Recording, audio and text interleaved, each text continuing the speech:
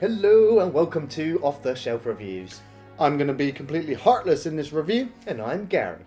And today we're going to review and discuss Heartless from writer-director Philip Ridley. Iain, give us the synopsis. Well, the story follows Jamie, played by Jim Sturgess, who has been born with a birthmark on his face and down part of his body. He goes through some traumatic events and starts to see some strange things going on in the streets of London, ultimately leading him up to making a deal with a strange man who may or may not be the devil. Jamie realizes that the price he must pay might be a little bit too much for him. This film review was a Patreon request, and it was pretty much the first time a request has come in about a movie that I'd never even heard of. Really? And surprisingly, I didn't even know who this director was, being it that he's an English director from East London. And so I quickly looked up his IMDb resume, and interestingly, he made a small spat of films before there being a 15-year break before 2009 when he made Heartless. And interestingly, in that interim, he went off to become a very successful playwright and children's book author. Wow. And then came back and made Heartless, which received very mixed reviews. And that was as far as I looked into him before actually watching the film. And now after watching the film, I'm very interested in the other works that Philip Ridley has produced. Well, the weird thing is, it's like a couple of months ago, I watched a film at home on VHS. Now, obviously, if you own VHS, they have loads and loads of trailers at the beginning. And one of the trailers I saw was The Passion of Darkly Moon with Brendan Fraser and Viggo Mortensen. And I mentioned it to you, didn't I? Oh, this looks really good. We should watch this. And then when we got requested to do Heartless, we realised, hold on a minute, it's done by the same director. And it's 14 years since he finished Passion of Darkly Moon to then come across and do Heartless. And it's like, that's a big fucking gap. Yeah, well, he said he became a very successful playwright and children's book author, and that stirred the interest of a lot of other actors that were just like, I want to work with that guy, either in stage or in film. Yeah.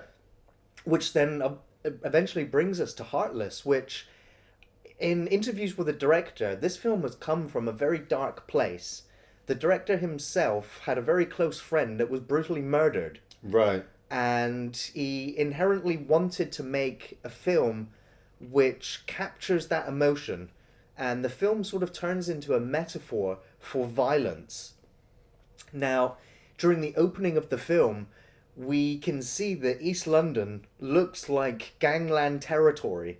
The way that it's been filmed, the cinematography, we can see the shadows, the graffiti everywhere, the news broadcast telling us how unsafe it is. Yeah. When he goes into the convenience store, the cashier gets robbed. He also asks Jamie if he wants to buy a gun. Yeah. I mean, so you're just seeing all of these little things just setting up how unsafe it is to live in East London. See, now for me, back in the day, I saw the poster for Heartless come out, and obviously I wikied it at the time, read it, and there was nothing in the story that kind of made me want to watch it. You know, usually when I check these films out, I'm like, oh, I've got to see how that turns out. Or sometimes I'm like, that's fucked up. I need to know how that works. With this story, I got to the end of it and I was just like, meh. You know? So when the request came in for the film, I thought, okay, this is my chance to really see if I was ever missing anything. Now, I'm going to say on record now, the acting I think in this film is really good. I also think the cinematography's really good. Like you said, the streets of London, the shadows, the graffiti, it all works really well. And I even like the ambient noise he has in the background. You have police sirens here and there. You have people screaming, arguing. Just, it sounds like a bustling city.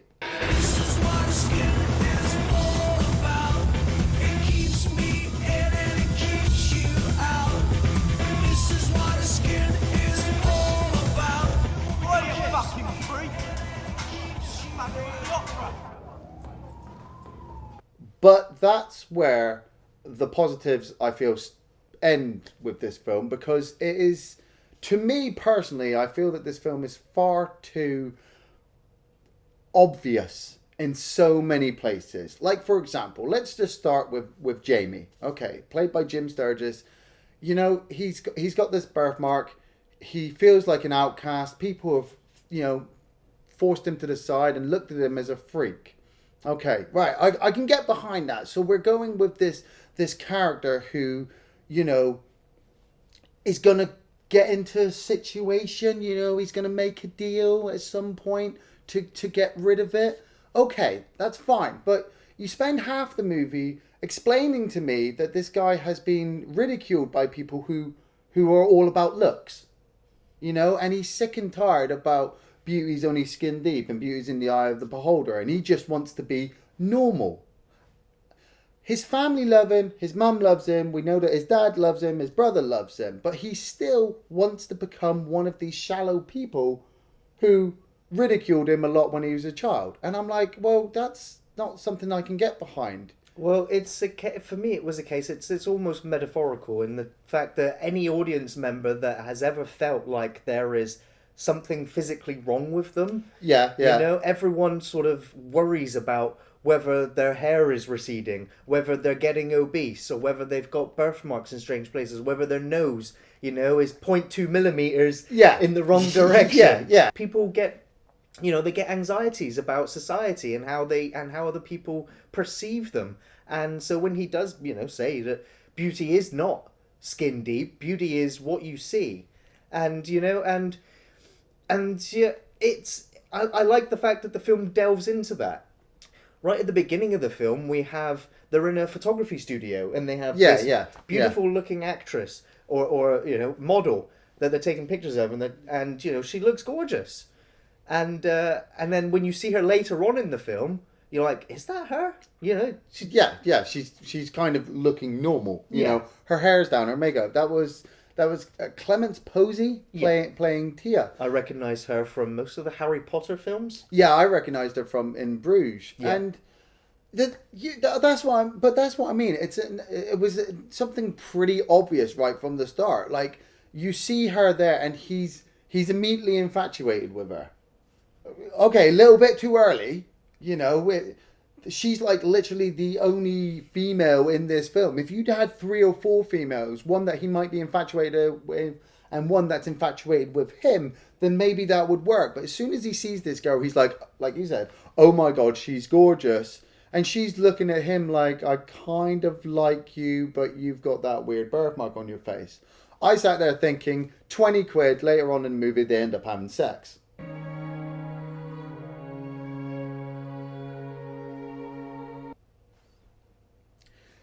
But we'll get to that bit. It just became a little bit, the nods. Some of the nods were a little bit too obvious. You know, he goes to his local convenience store and wanders in, and he's not paying attention, and he buys a bunch of stuff.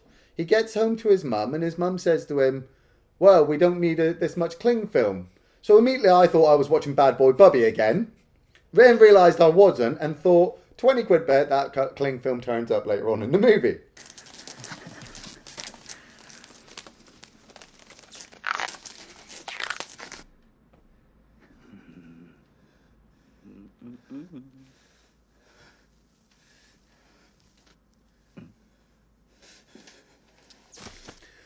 But he sits down in front of the TV with his mum, and they're watching a news broadcast about some gang that's just Molotoved a father and his son, you know, and the eyewitnesses are talking about how they heard the screams and the flesh burning.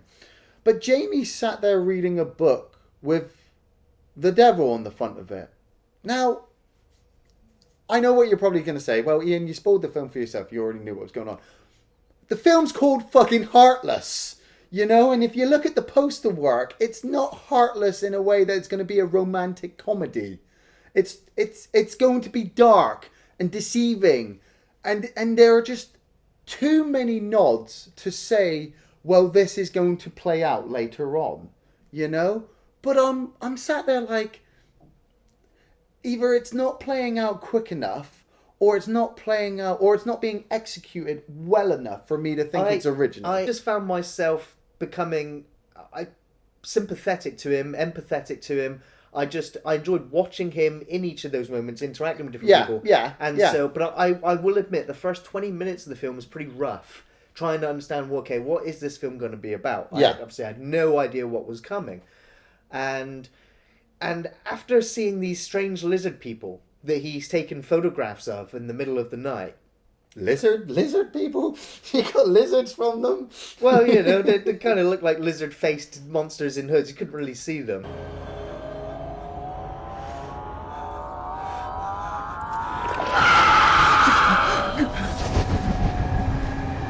Well, I mean, I went with more of a demonic presence. I can see the lizard kind of recognition, but when you get up close, the scales aren't there. But yeah, and so it was the scene where he goes to the grave of his father with his mother, and they clean it up. And he, his mother forgets the scarf, and he has to wander back, and he can hear those demons like in the peripherals of his vision. They're kind of hounding him. Yeah, and then he gets to the bus stop with his mother, and when they turn up, I was like, oh, I'm waiting for him to wake up now. Yeah. Like, it's all in his head. This is like, what's going on here?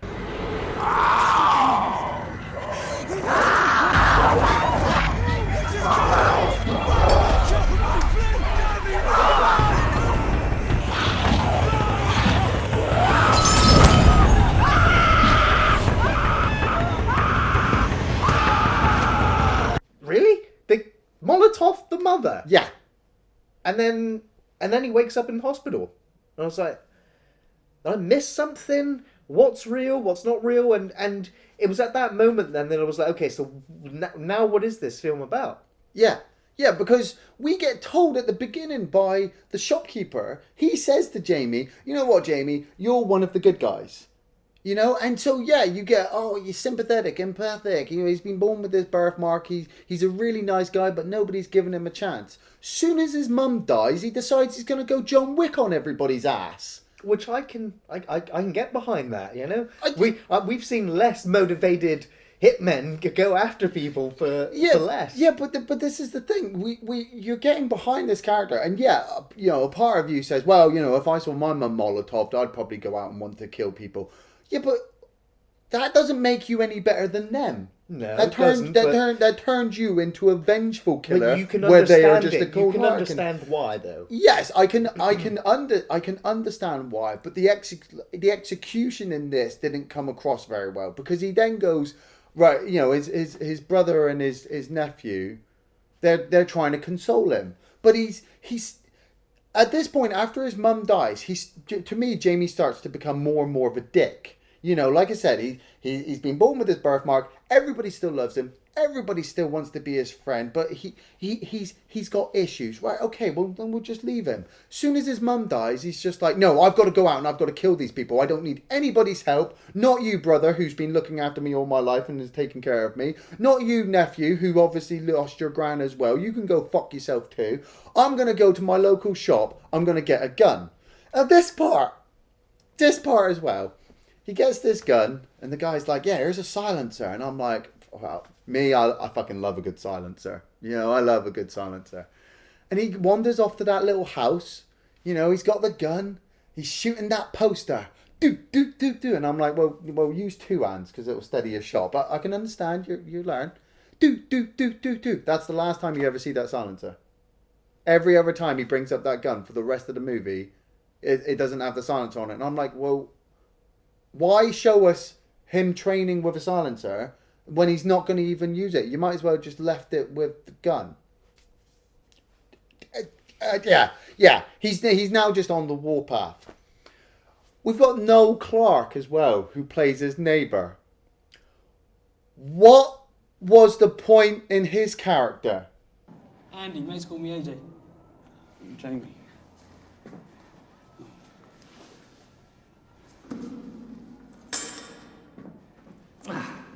It served as a good contrast to Jamie in terms of, him being normal, I guess.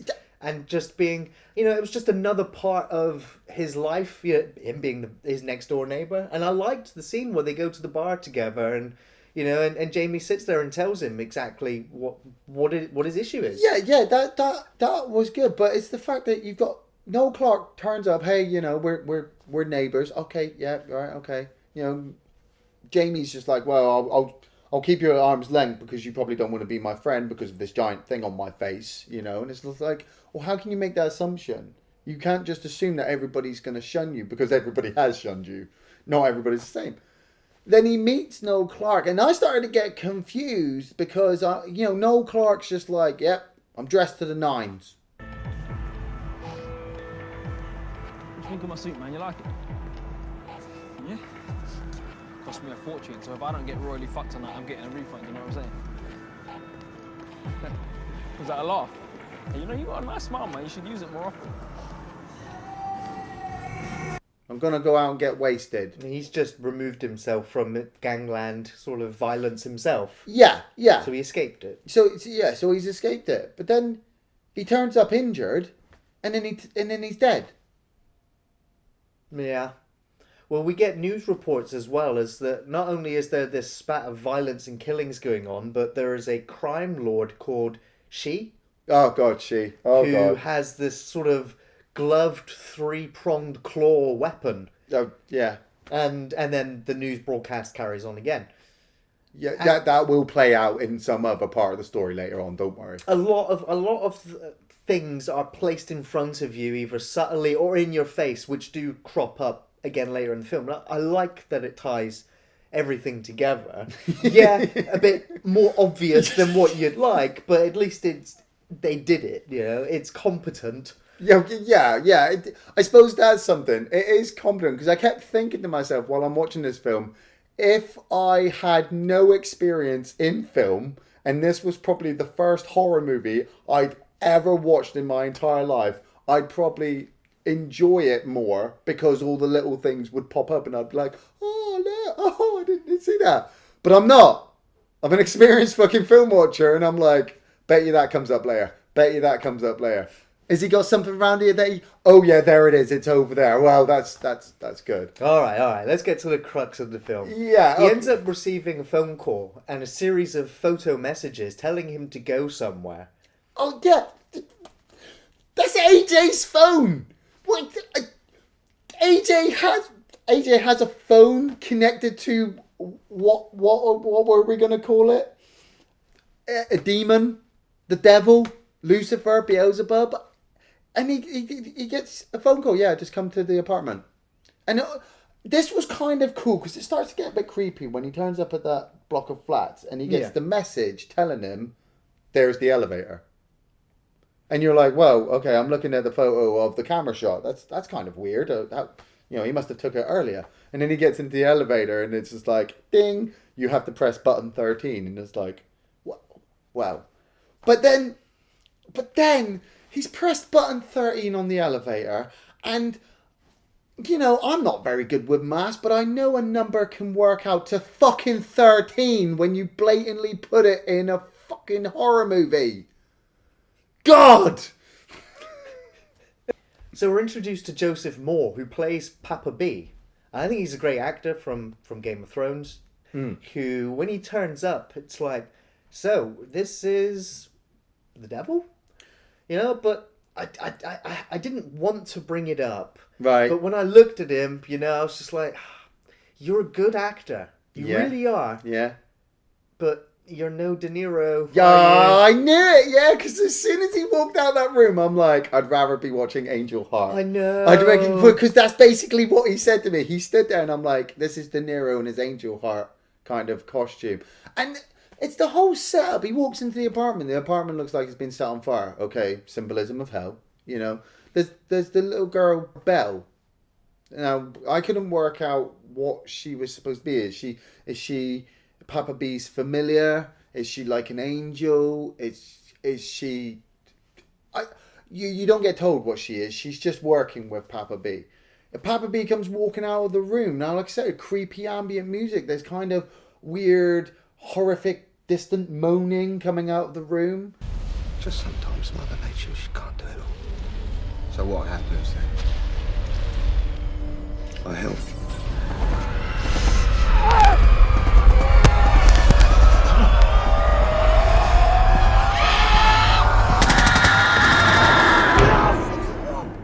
And you're like, well, okay, so this is the devil or a demon. Right, okay. And he sits Jamie down. And the first hour I was getting kind of bored. And I was still just pushing myself through it just to see how it played out. But like I said, the obvious stuff started to get in the way. And then the really awkward stuff that I couldn't work out and I had to answer for myself started to overlay the film. Like, for example, Papa B sits down with Jamie and says to him, I've been watching you, Jamie. I've been following you, Jamie. I've basically set everything up in this whole entire chain of events so that you come to me, Jamie, and I can give you what you want.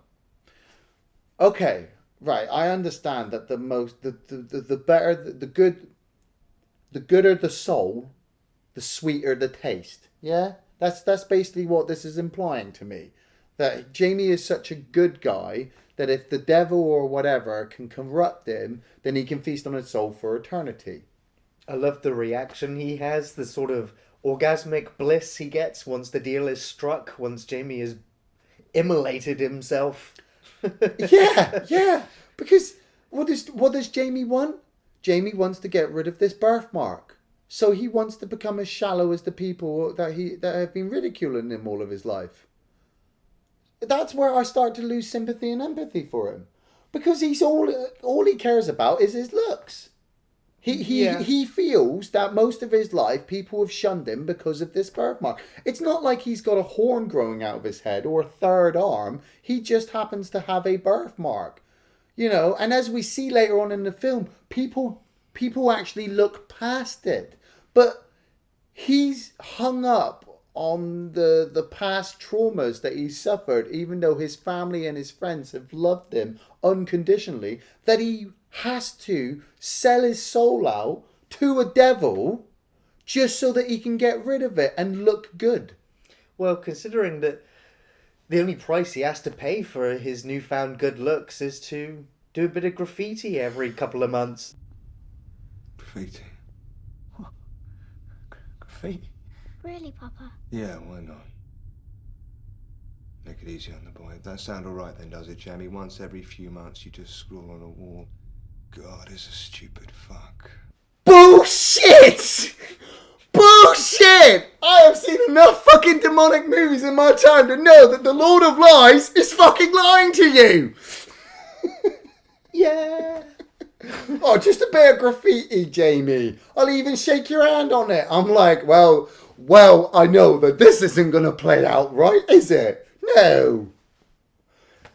And yeah, he immolates himself. He peels off the skin. That was cool special effects. I mean, the skin looked really good, looked kind of painful, and then he peels it all off. And yeah, I think the special effects really worked there. You know, I like the scene where you can see the boils on his face as he's in the fire. The waking up and peeling all the skin off. The transformation I thought was great. I thought it was, you know, it's not Hellraiser good special effects. No. But still watching this burnt alive man sat there drinking out of a Chinese teacup, it still just catches you, you know? Yeah. And so peeling it off, I thought that was great. Great transformation. And you know, Jamie you still see elements of his anxiety, but he is pretty much reborn. And almost instantly he gets an encounter with the blonde girl from the beginning of the film. Tia, who's trying to deliver a tree to his dead neighbor AJ. Yeah, that's... And then awkward. The film does dissolve into, you know, this romantic entanglement almost, where he calls her in and explains that, you know, his face is healed and this is what I used to look like, and you know, and it's a little bit uncomfortable for her. She bolts when she gets a chance to, but he runs after her and they agree to meet up again on, you know, later on. Yeah, no. But he gets a strange knock on the door, and the weapons man has arrived. And he's been told by Belle that the weapons man can sometimes take up to 60 years to catch up to you, to call in your favour. You're expecting me, I believe. Weapons man? All right. May I come in? Yeah, please. But when Eddie Marsden turns up, I was just like, this is a great actor. Yes. This is his only scene in the film, and Yeah. he does it very well. And he literally explains to Jamie, you made a deal, and if you thought it was going to be to do graffiti, he's just like, one born every minute. Yeah, that's it. He's like, no, you're going to kill someone. And not only that, you're going to cut their heart out and put their heart on the church steps before midnight, before the next full moon. Oh, by the way, guess when the moon is next full? Tonight. You got till midnight.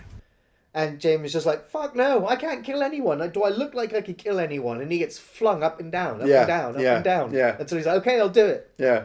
And as the weapons man's leaving, he's like, next full moon's tonight. See ya. It's just like, okay. I like that little bit with the divining rod as well, where he's looking for the weapon, and lo and behold, the weapon he's got to use just happens to be his own dead dad's knife that he's had under his bed all of his life. Shock horror! You know, it's even more fucking coincidental that the next full moon, you've got to do it, is the very night that you've got. Wow, that shortens down the film by 20 minutes. That's good. We can get that in. It all started to become stepping stones the moment he gets home. For me, because he, you know, you follow him back, and his face is all cleared. You know, he meets up with Tia. And like I said, romantic entanglement, I bet you he ends up sex for her. But I still don't trust her. Why? Because she just seems too nice. You know, there's nice, and then there's too nice, and there's something dodgy going on. You know? Stepping stone again, weapons man turning up. Yeah, you're going to cut this guy's heart out. Why? Because the film's called Heartless. Oh, yeah, this is bloody good. Or should I say, good and bloody. Heart to be cut out while the victim is still alive, and said heart to be placed on the steps of a church, any church, your choice, by midnight. Yeah, he's got to go out now. He's got to get this heart. He's got to go out and get this heart, ladies and gentlemen, because, you know, what's going to happen? I don't know what's going to happen. Is he going to get taken? The devil's going to come and take him to hell, yeah. Is that it? You know, is he going to make his... You'd assume so. It doesn't tell you. He doesn't actually tell you what going back on the deal is, you know?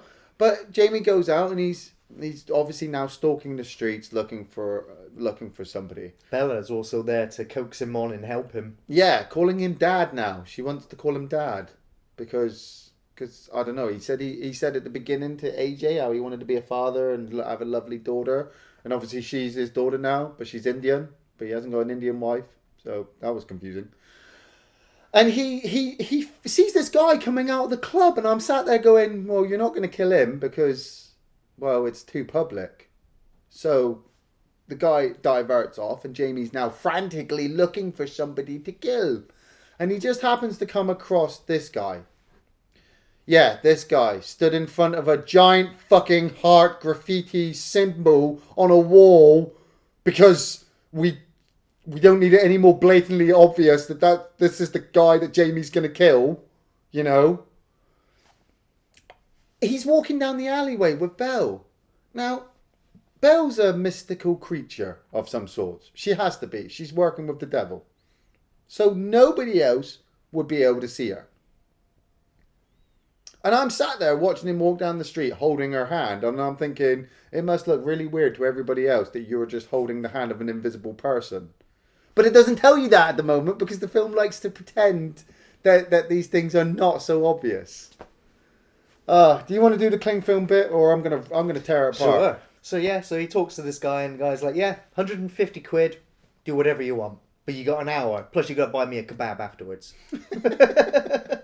So takes him back to his apartment. He comes in and he's like, oh, you know, very nice place. And he starts playing with the pictures and playing with the religious items. Yeah. Jamie's just like, stop, put that down. Shh, just be quiet. Just stop. Just stay still.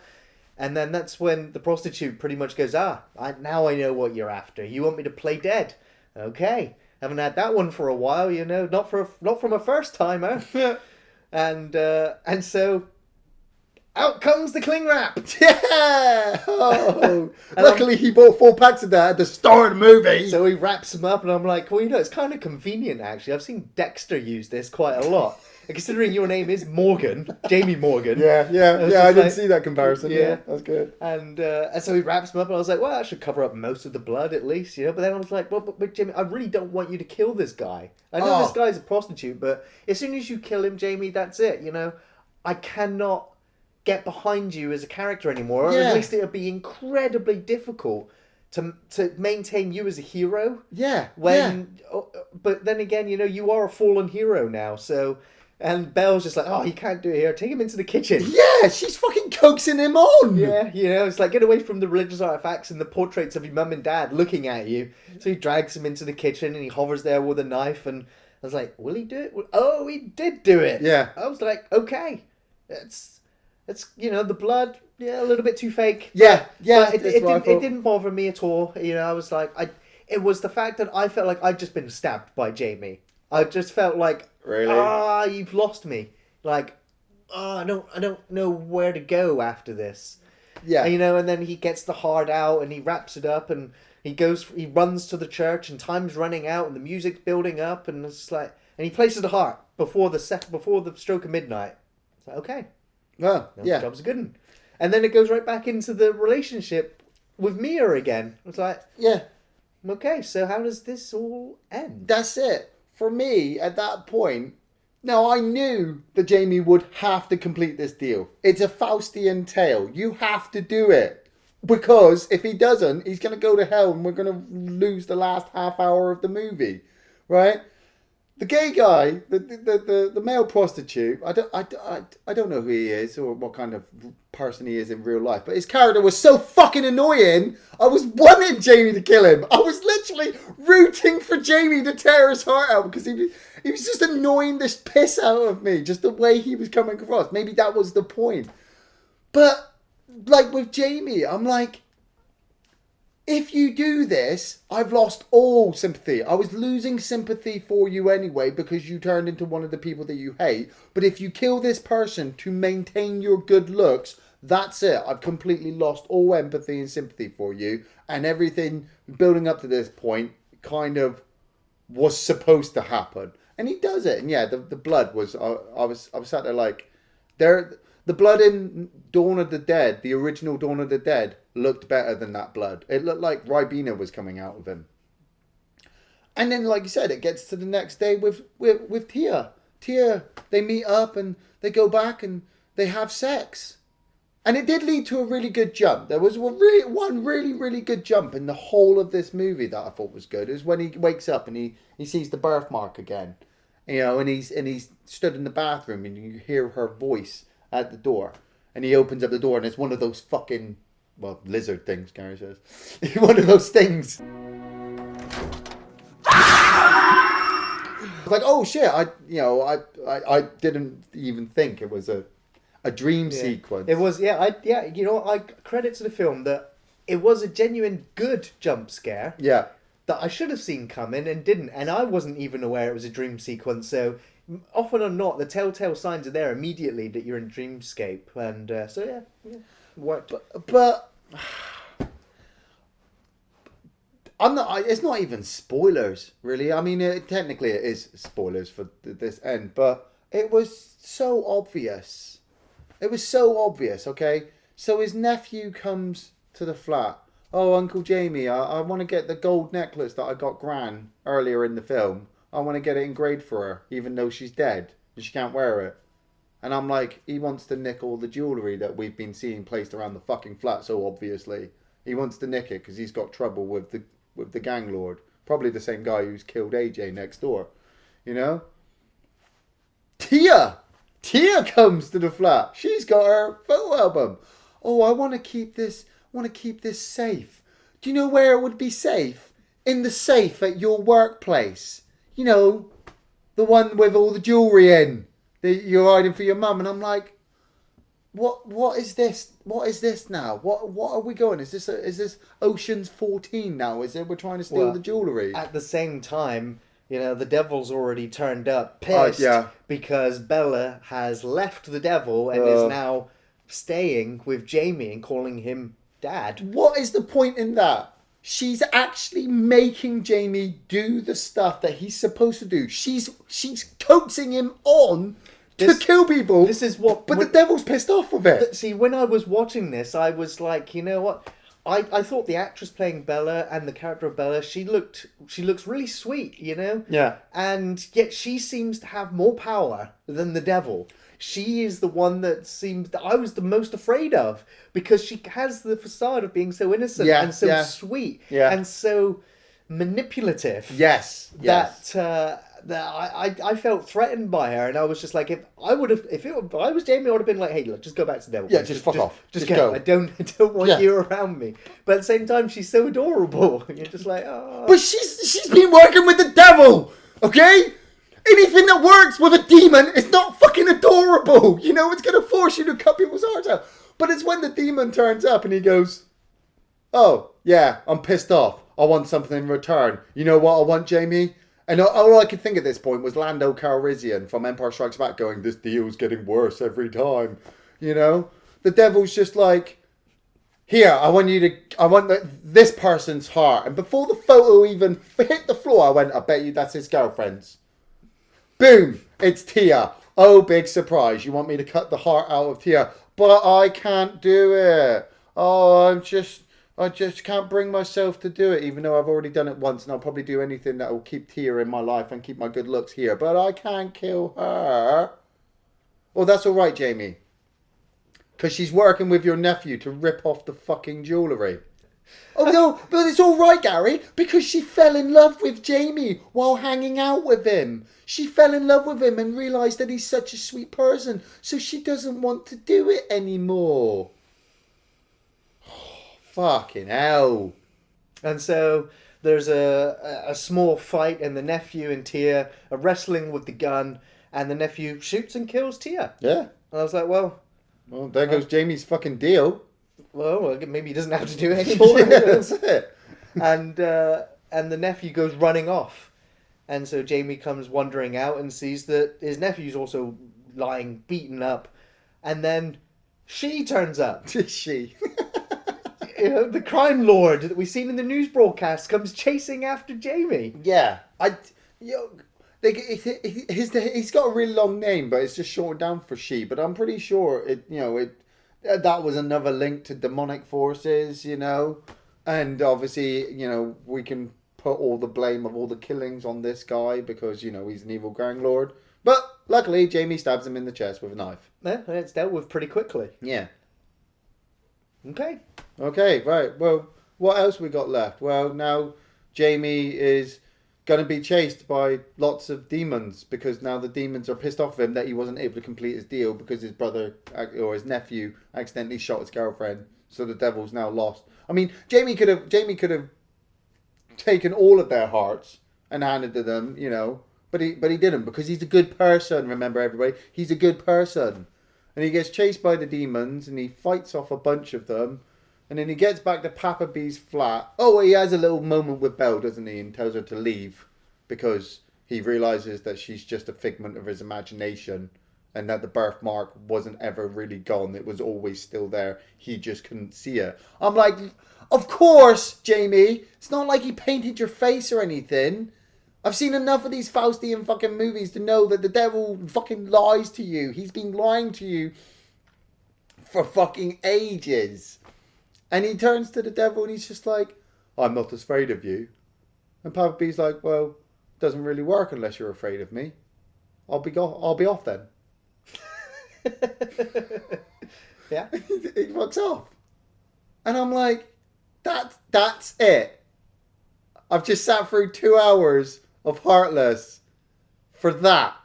Well, it doesn't end just there either. No. Because Jamie then has a dream where he's a child again and he's been spoken to by his dad. Yeah. And he steps outside of the apartment and we see the gang members down there wearing sort of papier-mâché masks. Yeah. Which you could see in his imagination as the demon lizard faces. Yeah. And then the kids take their masks off and you can see that they've got cuts and marks on them from where you'd beat the crap out of them the night before. Yeah. and then they Molotov him. Yeah. Fucking dog!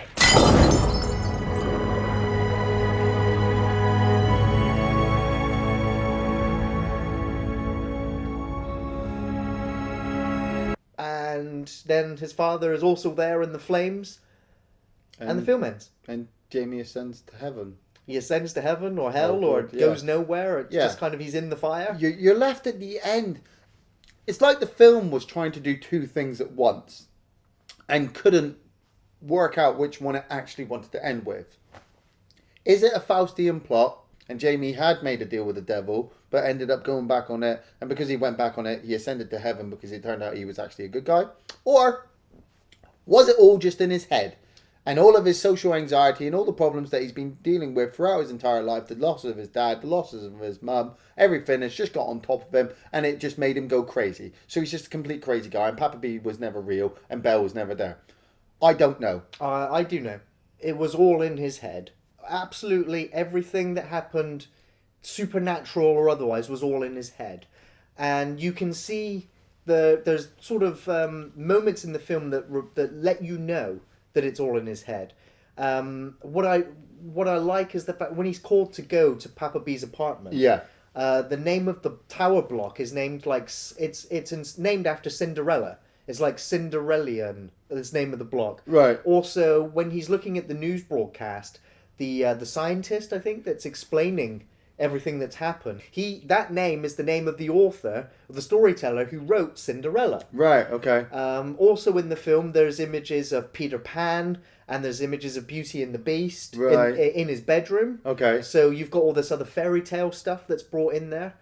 And when he's introduced to Papa B, if you look at their introduction, they are mirror opposites. So when they walk towards each other, they mirror each other. When they shake, when they put their hands out, they're identical to each other. Right. It is literally Jamie himself. It is himself. There's no one else there. It's just in his head. It's just the devil is, his personality, his dark side, who's offering him an out. Obviously, he also explains to AJ that he fantasizes about having a daughter.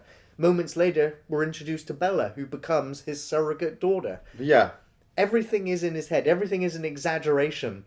And, so knowing that everything is in his head, Yeah. the only thing I have to question is, did he kill that prostitute? And my mind just goes, no, he didn't. He didn't kill anybody in the film. He just thought about doing it because, the next day, Bella goes, I got rid of the body and all the blood.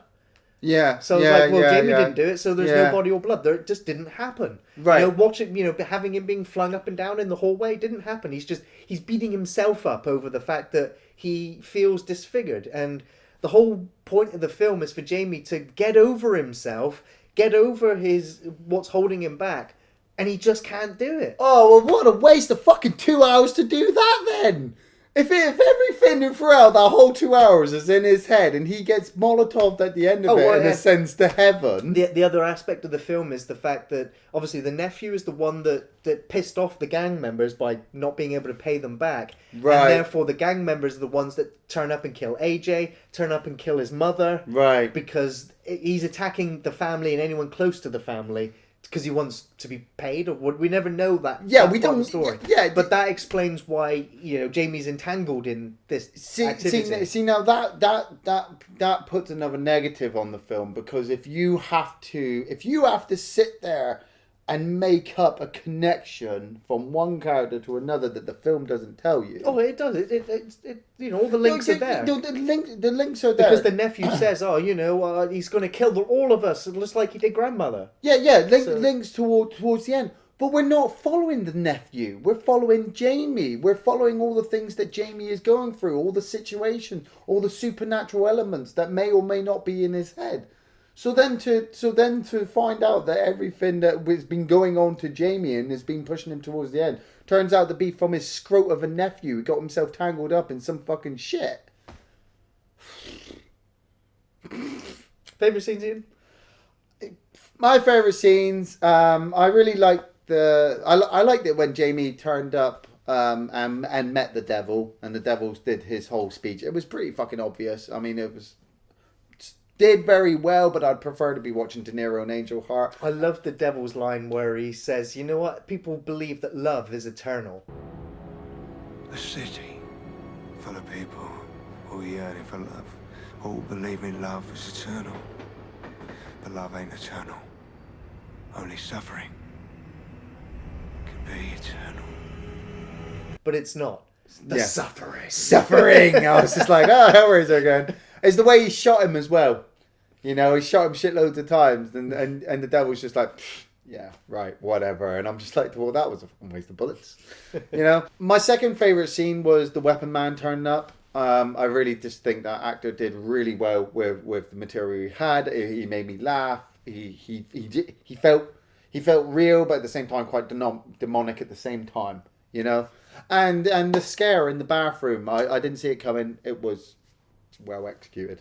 Yeah, I really liked the ending, the scene where he sat there at the tree and his dad just talking to him.